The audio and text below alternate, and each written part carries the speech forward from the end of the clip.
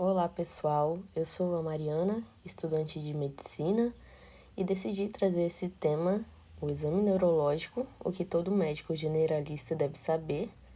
É um tema que muitas vezes assusta pela complexidade, né? Mas eu quero explicar da forma mais simples e prática possível, com os pontos principais que eu acredito que todo médico realmente deva saber. Eu não vou falar nessa aula sobre o significado de cada alteração, sobre síndromes neurológicas. Eu quero mais elucidar como realizar mesmo um bom exame de forma simples e completa. Então, vamos lá. Nós temos aqui um caso clínico, o JS, de 65 anos. Ele é aposentado e veio para a gente com uma queixa de fraqueza e dificuldade para caminhar. Ele relata que há 2 meses notou fraqueza progressiva em membro superior direito e membro inferior direito, que é pior ao fim do dia, associado também a tropeços frequentes e dificuldade para segurar objetos com a mão direita e fala arrastada. Negou febre e dor. Quanto ao exame neurológico do nosso paciente, ele é lúcido e orientado em tempo, espaço e pessoa e tem uma disartria leve, que é uma dificuldade para articular palavras, no caso dele, especialmente ao final de frases longas. Quanto aos pares cranianos, ele tem campos visuais preservados, pupilas isocóricas e fotorreagentes, porém tem um desvio de rima labial para a esquerda, elevação assimétrica do palato, com desvio à esquerda, e um desvio da língua para a direita. A força muscular, ele tem grau 4 menos em membro superior direito e membro inferior direito, e grau 5 em membro superior esquerdo e membro inferior esquerdo. Reflexo bicipital, estilo radial e patelar vivos, Tromner e Hoffman presentes à direita e Babinski positivo à direita. Demais reflexos estão normativos. Ele tem uma dismetria direita também, com movimentos de intenção. Além disso, uma marcha espástica que arrasta o pé direito. Associado a uma hipoestesia tátil dolorosa em hemicorpo direito, sinais meníngeos estão ausentes. Então, para começar essa aula, eu não vou mostrar para vocês o que significa cada uma dessas alterações.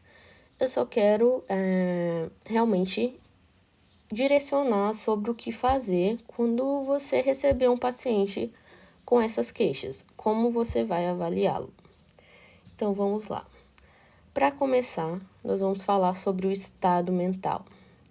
O estado mental, ele é baseado em um tripé, que a gente vai avaliar nível de consciência, orientação e atenção, memória e linguagem e compreensão. Para vocês verem que não é tão complicado assim, nós podemos avaliar alguns parâmetros quando o paciente já chega para a gente. Quando eu já converso com ele, me apresento, dou um bom dia e vejo como ele vai me responder. Conforme eu vou começando minha anamnese também, e pergunto sobre as queixas do paciente, sobre essa avaliação temporal, de há quanto tempo começou. Se o paciente já é conhecido de você e não é a primeira consulta, você também pode questionar sobre esses dados anteriores. E conforme ele vai fazendo uma narrativa lógica, coerente e pertinente ao problema dele, nos afasta de uma possível alteração. Só por aí vocês podem ver que eu já avaliei bem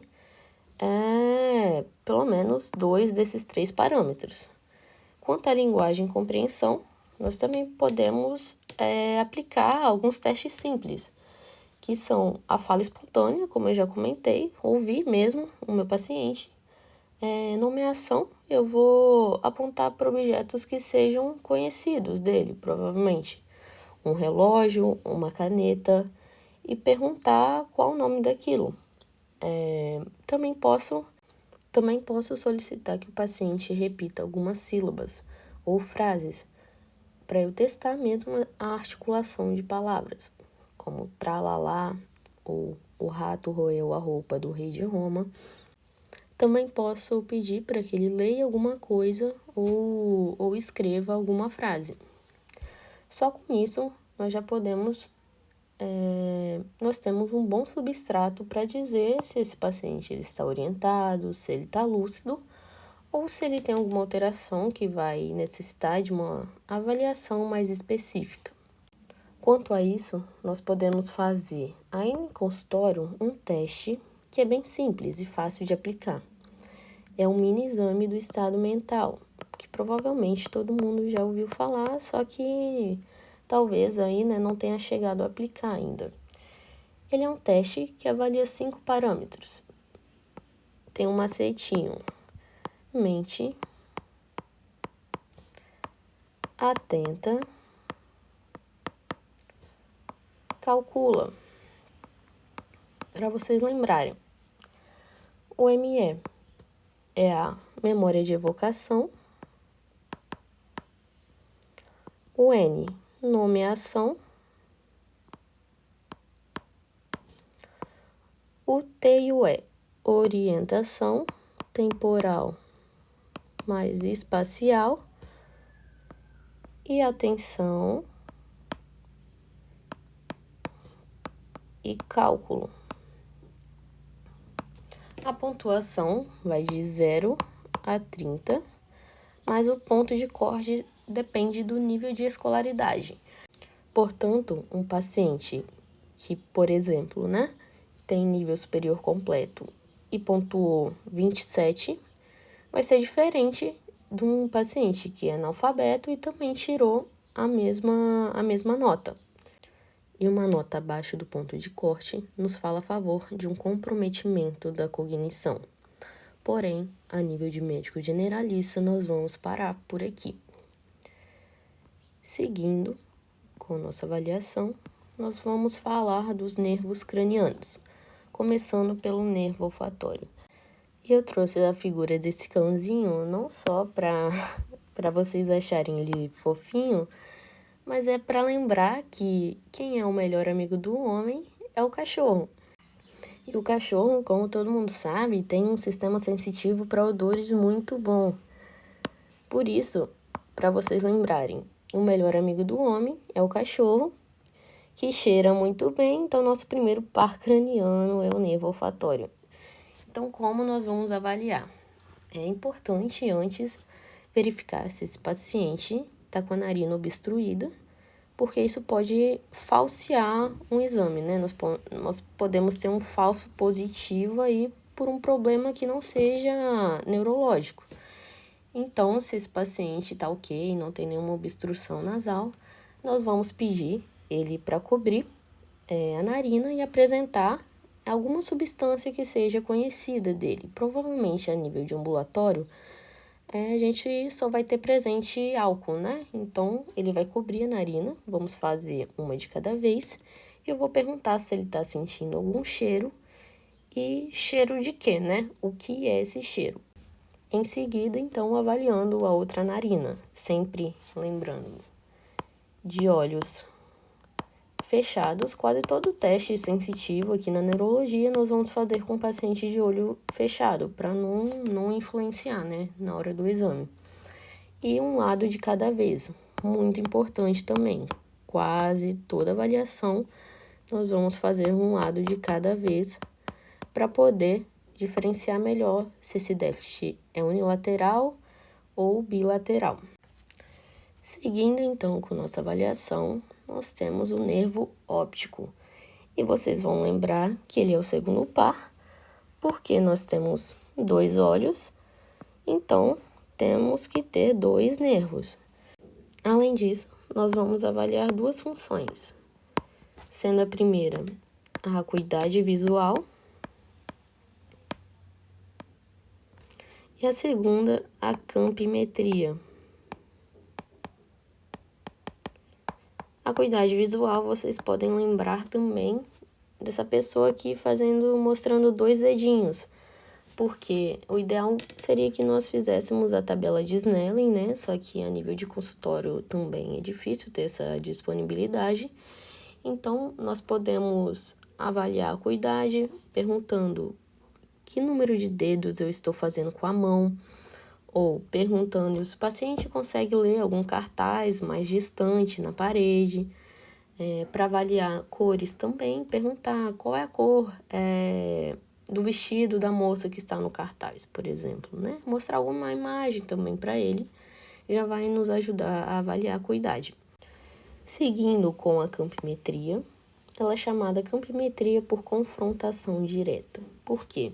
Eu vou me posicionar de frente para o paciente, a uma distância de mais ou menos um braço, e vou pedir para ele cobrir um olho, seja o esquerdo ou o direito. É importante avaliar um olho de cada vez. E vou cobrir o meu olho contrário ao do paciente, como se fosse um espelho. Então, se ele cobrir o olho direito, eu vou cobrir o meu olho esquerdo. Por que isso? Porque eu, como avaliador, sou o parâmetro do teste. Eu tenho que o meu campo visual está preservado e vou comparar o campo do paciente ao meu. Vocês podem imaginar o campo visual aqui como um quadrado dividido em 4 partes. Não tem uma ordem para se começar, tá? O importante é que avalie esses 4 pontos que eu vou falar aqui. Eu vou começar, por exemplo, pelo lado direito.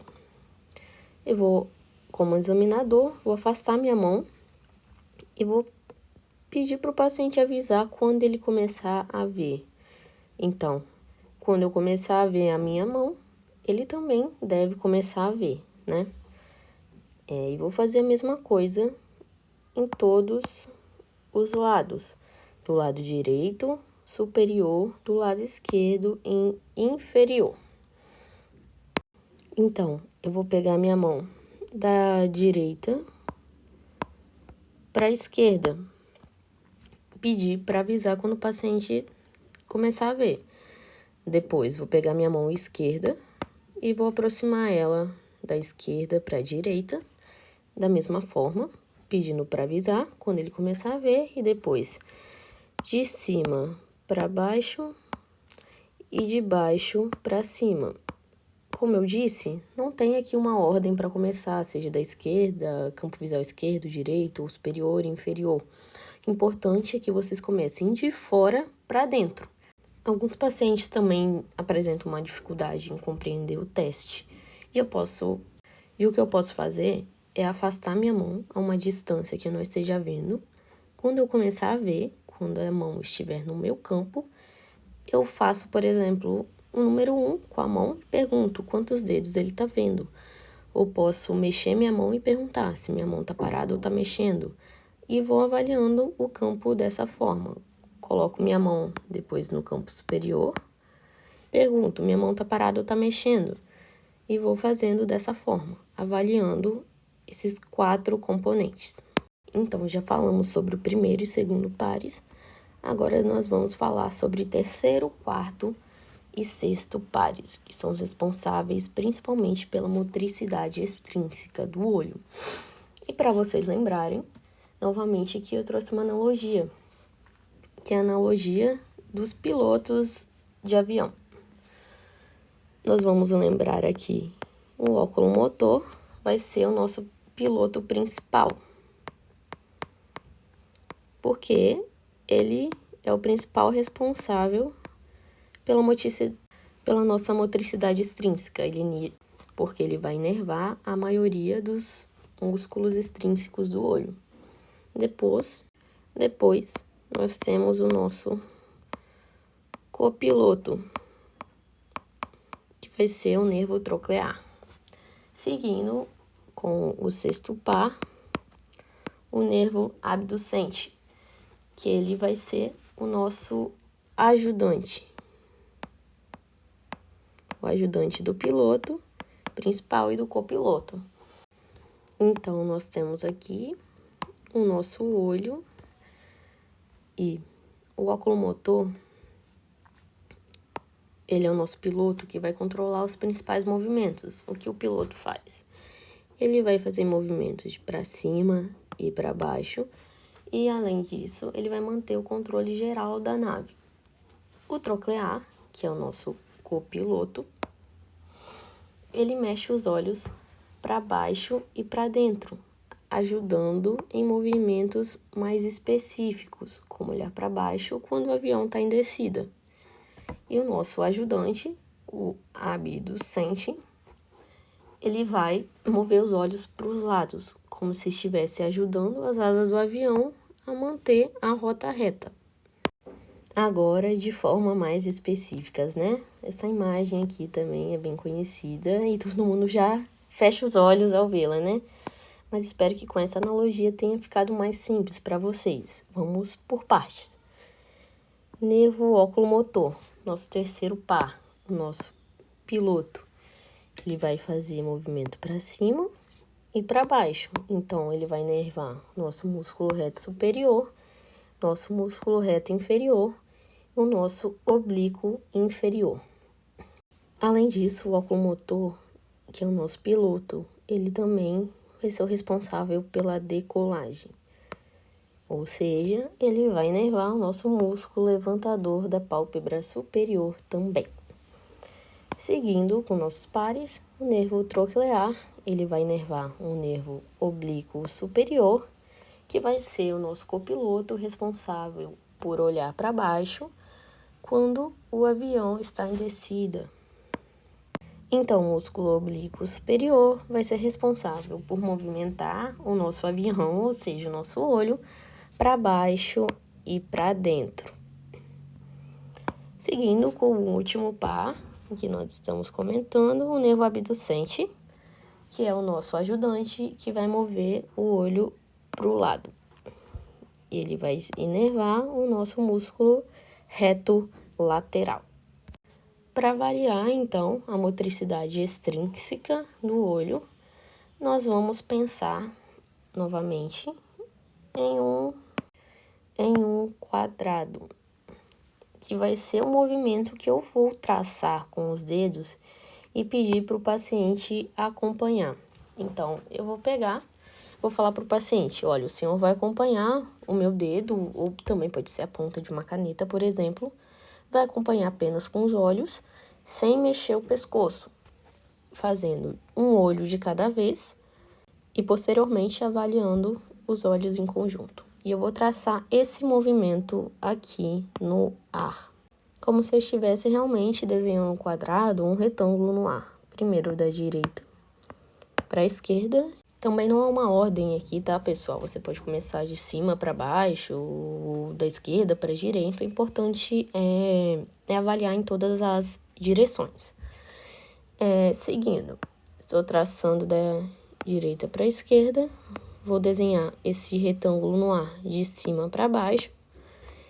E depois, da esquerda para a direita e de baixo para cima. Quando eu chegar aqui em cima, eu vou traçar uma diagonal no ar para avaliar o nosso músculos oblíquo superior e oblíquo inferior. Tá certo? Então, a gente vai desenhar esse retângulo no ar, traçando essas direções. E com esse retângulo, nós podemos avaliar esses 3 pares cranianos que a gente comentou. O nervo oculomotor, o nervo troclear e o nervo abducente. Não vou comentar aqui, como eu já disse novamente, sobre como vai estar o olho em cada tipo de paralisia desses nervos, tá? Somente como avaliar. Seguindo na nossa avaliação, nós temos também, se temos uma motricidade extrínseca, é porque temos uma motricidade intrínseca. E aqui, os principais personagens da nossa história vai ser o nosso piloto e o seu painel de controle. Como o nosso piloto tem que ficar de olhos bem abertos, tem que ficar prestando atenção, ele tem que enxergar. Então, eu quero que vocês esqueçam esses nervos e lembrem do nosso segundo par, que eu havia comentado, o nervo óptico. Então, o nervo óptico mais o nervo oculomotor vão ser os principais nervos responsáveis pela motricidade intrínseca do olho. Como nós vamos avaliá-la? vai ser por meio do reflexo pupilar. Nós temos dois tipos de reflexos avaliados aqui, o nosso reflexo direto e o reflexo consensual. Novamente, eu vou fazer um olho de cada vez e essa lanterninha não está aqui por acaso. Nós podemos pegar uma lanterna neurológica mesmo, né, como se fosse uma canetinha, mas também pode ser usado naquele contexto que eu não tenho todos esses materiais, a lanterna do celular.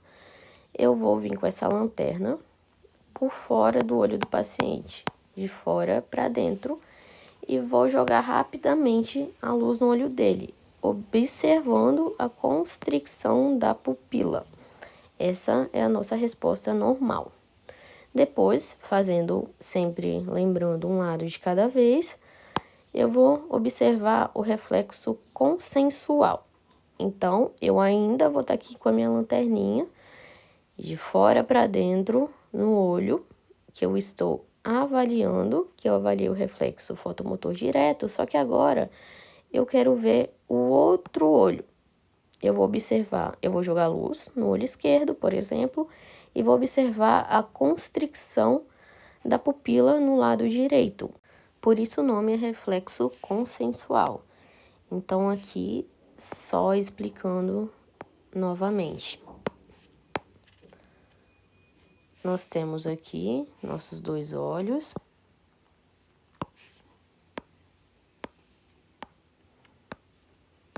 Eu vou sempre avaliar um olho de cada vez, certo? Vou começar aqui avaliando o olho direito do paciente. Estou aqui com minha lanterna e joguei a luz diretamente sobre o olho direito. E vou observar a constricção da pupila do olho direito. Por isso, o nome é fotomotor direto, porque eu vou observar a constricção pupilar do olho que está recebendo diretamente a luz.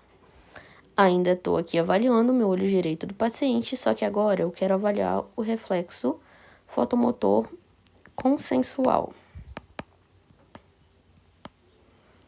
Então, novamente, joguei a luz aqui sobre a pupila direita do paciente, só que agora eu vou ver a pupila esquerda contraindo, por isso o nome consensual. E vou fazer assim nos dois olhos. Se avaliei o direito, agora eu vou fazer a mesma coisa do lado esquerdo. Vou avaliar o fotomotor direto, observando a constricção pupilar da pupila esquerda, e depois o consensual do lado direito, observando a pupila direita contraindo. Lembra que eu tinha comentado para vocês aqui do nosso segundo par, o nosso painel de controle?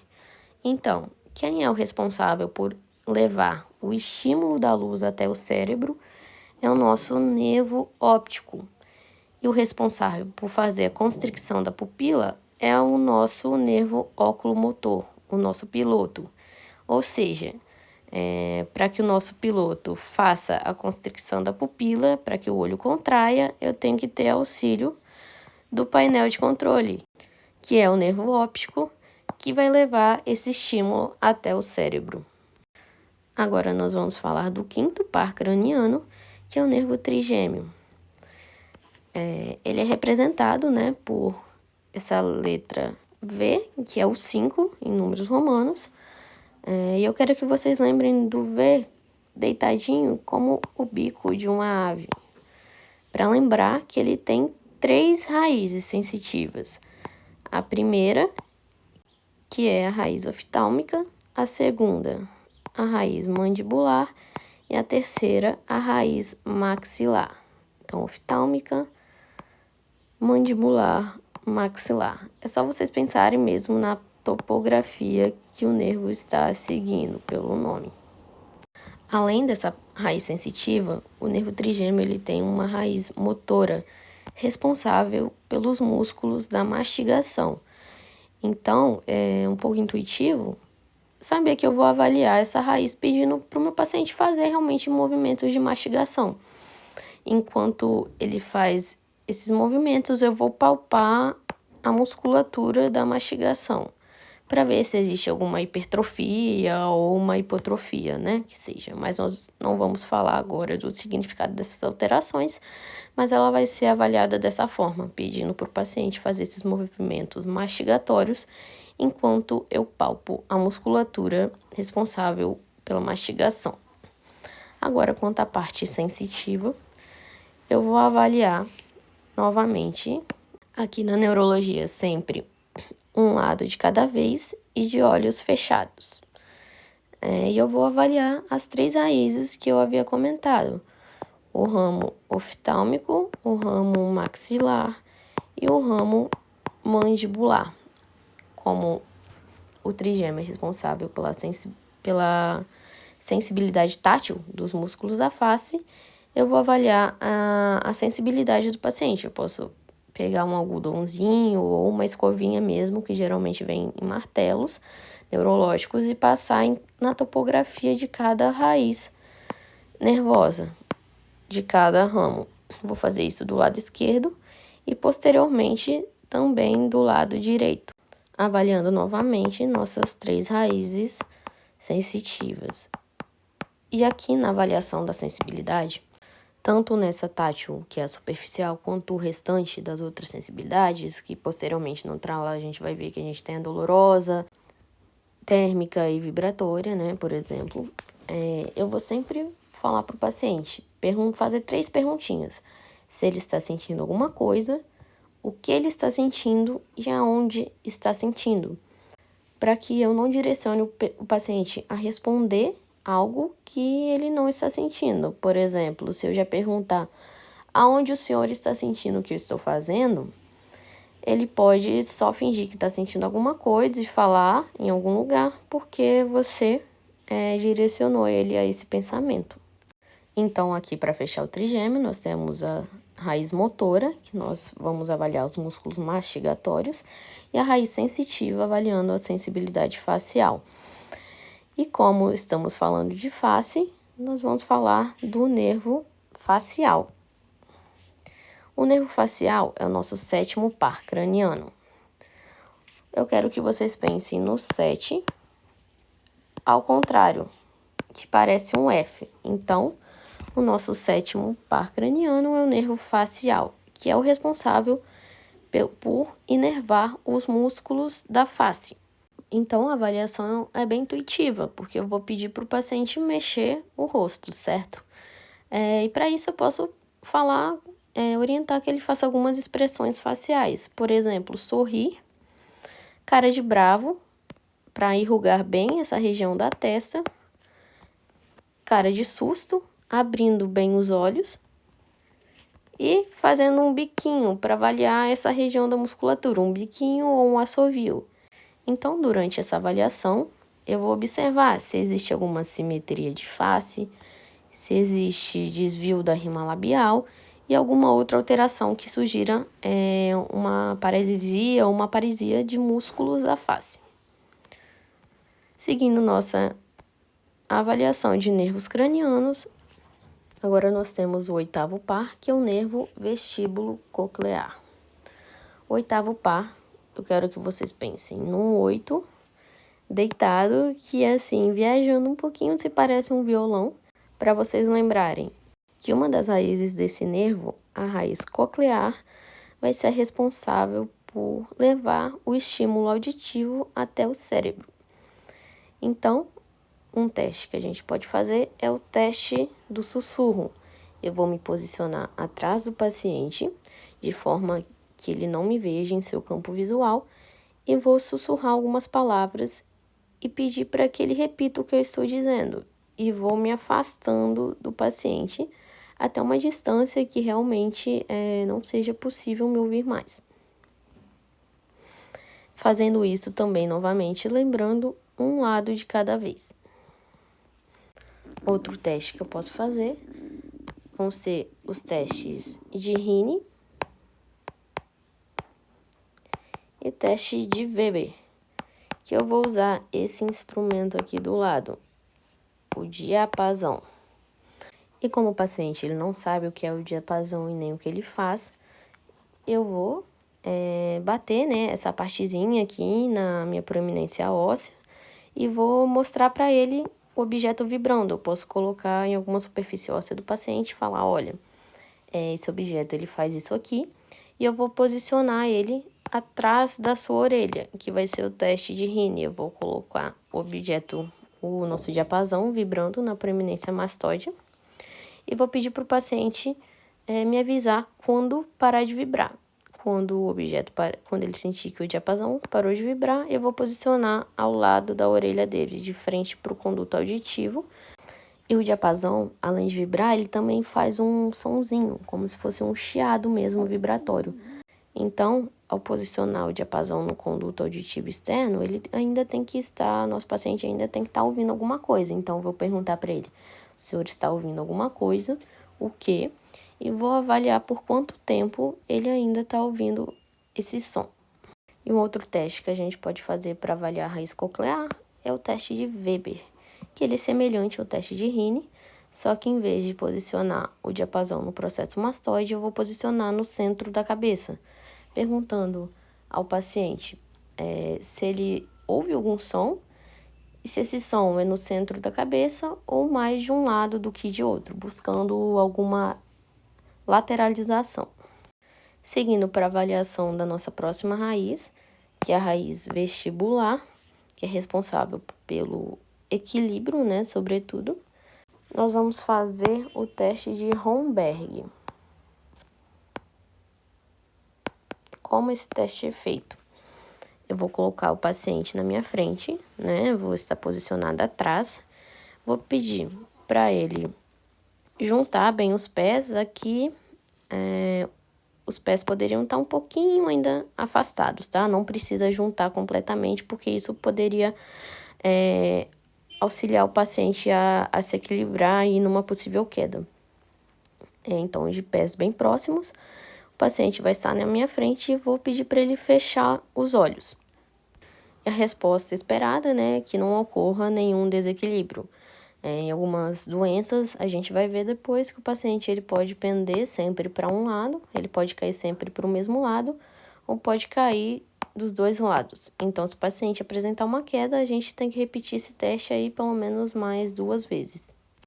Outro teste que nós podemos fazer é o teste de Dix-Hallpike.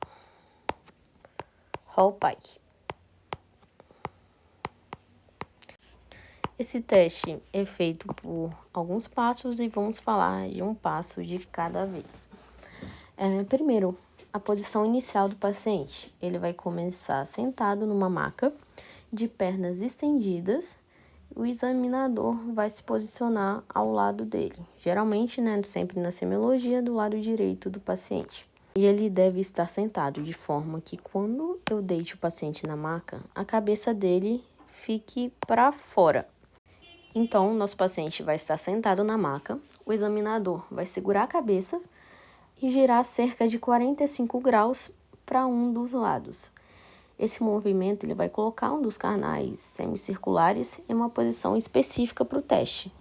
Então, com a cabeça ainda girada, eu vou ajudar o paciente a se deitar rapidamente em decúbito dorsal, com a cabeça pendendo para fora da maca, com uma leve extensão aí de 20 a 30 graus, como se estivesse levemente para trás em relação ao tronco. A cabeça ela vai permanecer girada para o mesmo lado em que foi feita a rotação no início. Eu vou observar os olhos do paciente nesse momento para ver se existe a presença de nistagmo, que são os movimentos involuntários dos olhos, e vou perguntar se ele sente alguma vertigem, né? A gente tem tanto a vertigem objetiva quanto subjetiva. A vertigem objetiva são os objetos ao redor girando em torno do paciente, e a subjetiva é o paciente girando em torno dos objetos. A vertigem e o nistagmo, né, geralmente eles aparecem após alguns segundos e duram menos de 1 minuto, são bastante fugazes assim. Depois disso, vamos para o nosso segundo passo, que é o retorno à posição sentada. Após cerca de 30 segundos a 1 minuto, né, o paciente é lentamente retornado à posição sentada e o examinador ele vai observar novamente os olhos para ver se existe nistagmo novamente. Eu vou repetir o teste para o outro lado. Se eu rodei a cabeça para o lado esquerdo, eu vou repetir o teste rodando agora a cabeça para o lado direito e fazendo os mesmos passos que eu comentei. Seguindo para o nosso 9º par craniano, o glossofaríngeo, e o 10º, o vago. Esses pares são avaliados em conjunto porque eles se situam muito próximos no interior do crânio, participam da inervação motora e sensitiva da faringe e raramente têm suas ações prejudicadas de forma isolada. Eu vou avaliar a qualidade da voz do paciente. Pode ser durante, como eu disse, a anamnese mesmo, né? Nessa conversa com o paciente, eu posso avaliar a qualidade da sua voz ou pedir para ele repetir algumas frases ou ler alguma coisa. Depois, eu vou pedir para o paciente abrir a boca, colocar a língua para fora e repetir as vogais A e E.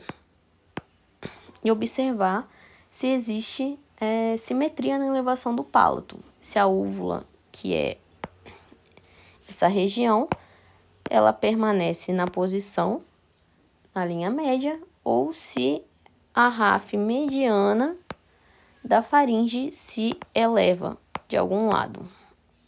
E eu ainda posso testar esses pares por meio do reflexo de vômito, em que eu posso usar um abaixador de língua ou até um cotonete e vou tocar suavemente a parede posterior da faringe, observando se há realmente o reflexo de vômito. Lembrando que é normal que haja algum desconforto durante esse exame, né? Mas não é comum que haja dor. Seguindo para os nossos nervos cranianos, o nervo acessório. E aqui, mais uma ideia um pouco viajada para vocês lembrarem que o acessório é um nervo que inerva os músculos esternocleidomastoide e trapézios. Então, eu quero que vocês imaginem os músculos esternocleidomastoides fazendo esse 11 aqui, que aparecem quando a gente faz a movimentação do pescoço ou eleva os ombros. Então, com isso, vocês vão lembrar que o nervo acessório é o 11º par craniano. E a avaliação é bem simples, tá? Não precisa de nenhum material específico. E eu vou avaliar a força dos músculos esternocleidomastoides, pedindo para o paciente girar totalmente a cabeça para um lado e manter a cabeça nessa posição. Em seguida, vou trazer a cabeça de volta em direção à linha média, evitando inclinar ou curvar o pescoço, pedindo para o paciente resistir ao movimento. Em geral, o músculo contralateral, né? Se eu estou avaliando do lado esquerdo, o músculo contralateral direito, ele vai se destacar e vai ser possível palpá-lo também durante a contração. E é possível também examinar ambos os músculos, pedindo para o paciente fletir o pescoço enquanto o examinador ele vai exercer uma força contrária ao movimento realizado. Já para avaliar a força do trapézio, eu vou solicitar que o paciente eleve os ombros e eu vou aproximar o occipital do acrômio, das escápulas, contra a resistência. E vou observar e palpar esses músculos para ver se existe contração. Agora, seguindo para o nosso último par craniano, que é o nervo hipoglosso. E vocês vão lembrar dele porque vocês já estão cansados dessa aula, igual esse cachorrinho aqui com a língua para fora. Então, o nervo hipoglosso vai ser responsável pela musculatura da língua. E eu vou observar, então, a língua em repouso na boca do paciente para ver se existe algum movimento involuntário, alguma atrofia, ou alguma outra lesão. E vou solicitar também para o paciente projetar a língua para mover ela para dentro e para fora da boca, e de um lado para o outro, e para cima e para baixo. Tanto devagar como de forma mais rápida. Para avaliar a força, eu vou pedir para ele pressionar a ponta da língua contra cada bochecha, enquanto eu palpo a bochecha, fazendo um movimento de resistência. Então, pessoal, por essa aula foi isso, tá? Espero que vocês tenham gostado. E qualquer dúvida, sugestão, vocês podem deixar aí nos comentários do vídeo ou mandar no meu Instagram, que eu vou deixar na descrição também. Ok? Obrigada pela atenção e até mais.